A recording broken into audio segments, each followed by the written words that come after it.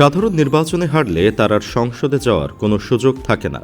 কিন্তু ডক্টর ইউনূস এমন একটি সিস্টেম করে গেছেন যেখানে নাসির উদ্দিন পাটোয়ারি, মামুনুল হকের মতো দেশপ্রেমিক নেতাদের হারলেও সংসদে যাবার সুযোগ থাকছে। ব্যালট যুদ্ধে হেরে গিয়েও অনেক আলোচিত নেতারা কিভাবে সংসদে পা রাখতে পারেন, সে সমীকরণটি এখন সারা দেশে টক অফ দ্য টাউনে পরিণত হয়েছে। এটি কোনো ম্যাজিক নয়, বরং বাংলাদেশের ভবিষ্যৎ সংসদীয় কাঠামোর এক আমূল পরিবর্তনের ইঙ্গিত। সারা দেশে কোন দল কত % ভোট পেয়েছে সেই হিসেবে 100 জন সিনেট সদস্যদের নিয়ে গঠিত হবে উচ্চকক্ষ।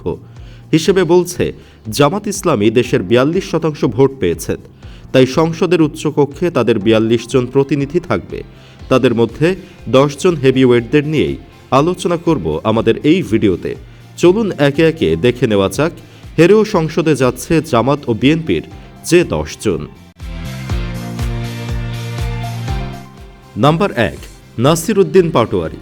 ভোটের আগে মির্জা আব্বাস চান্দাবাজ এই ধরনের বিভিন্ন রসাত্মক ও প্রতিবাদী বক্তব্য দিয়ে আলোচনায় এসেছিলেন তরুণ নেতা নাসির উদ্দিন পাটোয়ারি। এসব কারণে তিনি পেয়েছিলেন তুমুল জনপ্রিয়তা, কিন্তু নির্বাচনে সূক্ষ্ম কারচুপির মাধ্যমে হারিয়ে দেওয়া হয়েছে এই বলিষ্ঠ কণ্ঠস্বরকে। প্রিয় নেতাকে সংসদে দেখা যাবে না এমন খবরে হৃদয়ে রক্তক্ষরণ হয়েছে লাখো তরুণের। কিন্তু পিআর সিস্টেমের কারণে সংসদে যাওয়ার দৌড়ে সবার আগে যাদের নাম শোনা যাচ্ছে তাদের মধ্যে রয়েছেন নাসির উদ্দিন পাটোয়ারি। তিনি সংসদের উচ্চকক্ষে যাচ্ছেন, যা মোটামুটি নিশ্চিত।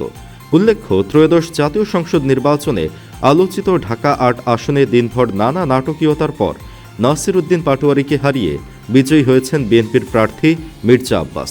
ঢাকা ৮ আসনে বিএনপির মির্জা আব্বাস 56,552 ভোট পান। এর সঙ্গে তিনি 2,814টি পোস্টাল ভোট পেয়েছেন। অন্যদিকে ঢাকা ৮ আসনে এনসিপির মোহাম্মদ নাসির উদ্দিন পাটোয়ারি পেয়েছেন 51,572 ভোট। এর সঙ্গে তিনি পোস্টাল ভোট পেয়েছেন 2,555টি। অর্থাৎ নাসির উদ্দিন পাটোয়ারি মাত্র 5,239 ভোটের ব্যবধানে পরাজিত হয়েছেন। নাম্বার 2, মামুনুল হক। ভোট কারচুপির মাধ্যমে হারিয়ে দেওয়া হয়েছে কাফের ফুজ্জাদের জম হিসেবে খ্যাত আল্লামা মামুনুল হককে। তবে পিআর সিস্টেমের কল্যাণে তিনিও সংসদে যাচ্ছেন, কারণ তার দল খেলাফতে মজলিস 1% বেশি ভোট পেয়েছে। বলে রাখা ভালো, ত্রয়োদশ জাতীয় সংসদ নির্বাচনে ঢাকা 13 আসনে হাড্ডাহাড্ডি লড়াই শেষে পরাজিত হয়েছেন জামাত ইসলামী সমর্থিত 11 দলীয় জোটের প্রার্থী মামুনুল হক। তিনি প্রতিদ্বন্দ্বী বিএনপির ধানের শীষ প্রতীকের প্রার্থী ববি হাজ্জাজের কাছে 2,320 ভোটের ব্যবধানে হেরে যান। নির্বাচন কমিশনের ফলাফলে দেখা গেছে ববি হাজ্জাজ পেয়েছেন মোট 88,387 ভোট। অন্যদিকে মামুনুল হক পেয়েছেন 86,067টি ভোট। ভোট গণনার শুরু থেকে দুই প্রার্থীর মধ্যে টানটান উত্তেজনা বিরাজ করছিল। বিভিন্ন কেন্দ্রের ফলাফল আসার সঙ্গে সঙ্গে ব্যবধান কখনো কমেছে, কখনো বেড়েছে। শেষ পর্যন্ত 2,320 ভোটে এগিয়ে থেকে জয় নিশ্চিত করেন ববি হাজ্জাজ। মামুনুল হক দাবি করছেন তার অনেক ভোট বাতিল করা হয়েছে, যেগুলো হিসেবে নিলে তিনি জয়লাভ করতেন। নাম্বার 3, মিয়া গোলাম পরোয়ার। খুলনা 5 আসনে হেরে গেছেন জামাত ইসলামীর সেক্রেটারি জেনারেল মিয়া গোলাম পরোয়ার। পরোয়ারের চেয়ে 2,702 ভোট বেশি পেয়ে জয়লাভ করেছেন বিএনপি দলীয় প্রার্থী মোহাম্মদ আলী আসগার লবি। এ আসনের লক্ষাধিক ভোটার হিন্দু সম্প্রদায়ের। তাদের ভোট পেতে দুই প্রার্থী চেষ্টা চালিয়েছিলেন।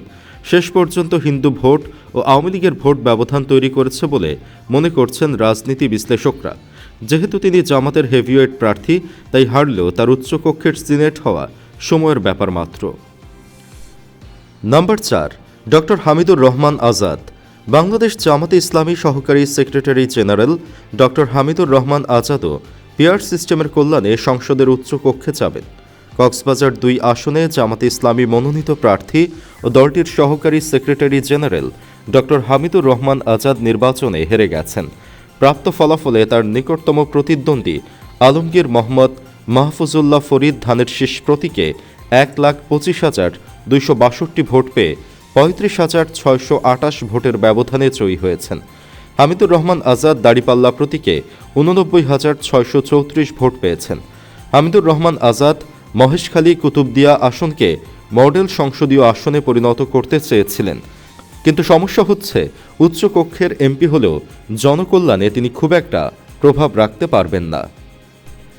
নাম্বার 5, অ্যাডভোকেট শিশির মনির। আলোচিত অ্যাডভোকেট শিশির মনির ভোটের যুদ্ধে হেরে গেছেন। তার মতো একজন আইন প্রণেতা সবাই সংসদে পেতে চাইবে, তাই তারও সম্ভাবনা আছে উচ্চকক্ষে প্রতিনিধিত্ব করার।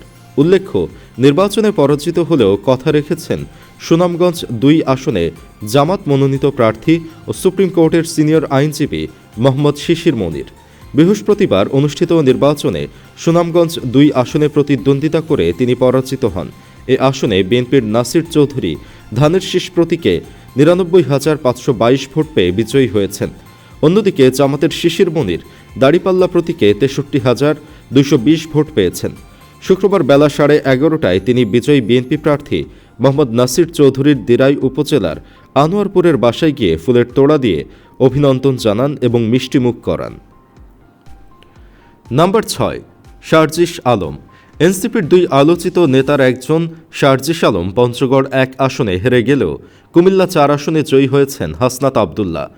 আবদুল্লাহ ১ লাখেরও বেশি ভোটের ব্যবধানে নির্বাচিত হলেও শারজিস প্রায় ৮,০০০ ভোটের ব্যবধানে হেরেছেন বিএনপি প্রার্থী মোহাম্মদ নাওশাদ জমিরের কাছে। তবে শারজিস আলমের নেতাকে যে উচ্চকক্ষে প্রয়োজন সেটি নিশ্চয়ই জানেন নাহিদ, তাই প্রবল সম্ভাবনা আছে তারও সংসদের উচ্চকক্ষে যাবার। নাম্বার ৭, আসিফ মাহমুদ। সাবেক উপদেষ্টা আসিফ মাহমুদ এনসিপিতে যোগ দিলেও তিনি জাতীয় সংসদ নির্বাচনে অংশ নেননি। দলে তাকে মুখপাত্রের দায়িত্ব দেওয়া হয়েছিল। তারও সম্ভাবনা আছে সংসদের উচ্চকক্ষে স্থান পাওয়ার। অনেকেই বলছেন নাসিরুদ্দিন পাটোয়ারি এবং আসিফ মাহমুদকে অবশ্যই উচ্চকক্ষে দেখতে চাই। তাহলে সংসদে নাসিরুদ্দিন বনাম মির্জা আব্বাস এবং আসিফ মাহমুদ বনাম ইশরাকের ফাইটিং দেখতে পারব। নাম্বার ৮, মোহাম্মদ সেলিম উদ্দিন। সদ্য অনুষ্ঠিতব্য ত্রয়োদশ জাতীয় সংসদ নির্বাচনে সিলেট ৬ আসনে ব্যাপক আলোচনায় থাকা ১১ দলীয় জোটের প্রার্থী ও ঢাকা মহানগর জামাত ইসলামের আমির মোহাম্মদ সেলিম উদ্দিনের দাড়িপাল্লার পরাজয় ঘটেছে। হাটে ঘাটে মাঠে সর্বত্রই ছিলেন তিনি আলোচনার কেন্দ্রবিন্দুতে। তিনি জোটের একক প্রার্থী থাকার পাশাপাশি তার দল জামাতে ইসলামীও ছিল একনিষ্ঠ। দলের প্রতিটি স্তরের নেতাকর্মীরা অক্লান্ত পরিশ্রম আর ত্যাগের বিনিময়ে আলোচনার কেন্দ্রবিন্দুতে পৌঁছে দিয়েছেন তাকে, কিন্তু বিধিবাম অপর প্রার্থীর কৌশলের কাছে পরাজিত হয়েছেন তিনি। কার্যক্রম নিষিদ্ধ নীরব আওয়ামী লীগের ভোট ভাগে আনতে না পারায় এবং তার নিজ এলাকা ৪ প্রার্থী প্রতিদ্বন্দ্বিতা থাকায় তার পরাজয়ের কারণ, এমনটাই বলেছেন রাজনৈতিক বিশ্লেষকরা। তবে হারলেও খুব একটা আফসোস থাকবে না তার, কারণ তাকেও সংসদে নিতে যাচ্ছে জামাত। নাম্বার ৯, কৃষ্ণ নন্দী। জামাত ইসলামের প্রার্থী, কিন্তু তিনি সনাতন ধর্মের অনুসারী।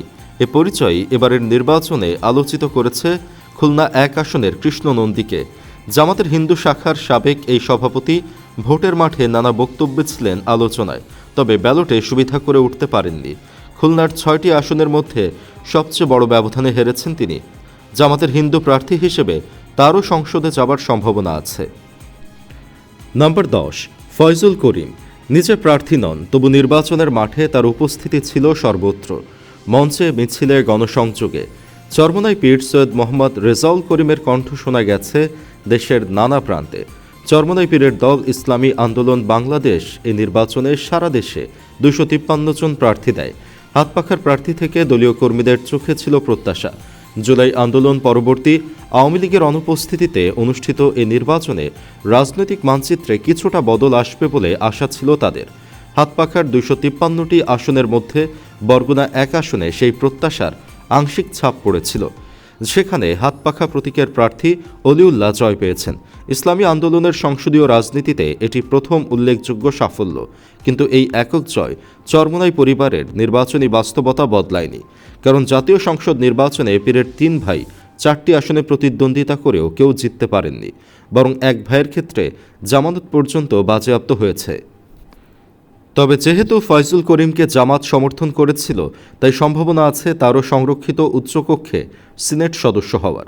সুপ্রিয় দর্শক, এদের বাইরে আর কাউকে দেখতে চান কিনা উচ্চকক্ষে কমেন্ট বক্সে জানাতে পারেন তার নাম। এছাড়াও ভিডিওতে আলোচিত এই ১০ জনের সম্পর্কেও মতামত জানাতে পারেন। ভিডিও ভালো লাগলে লাইক দিন এবং চ্যানেলটি সাবস্ক্রাইব করুন।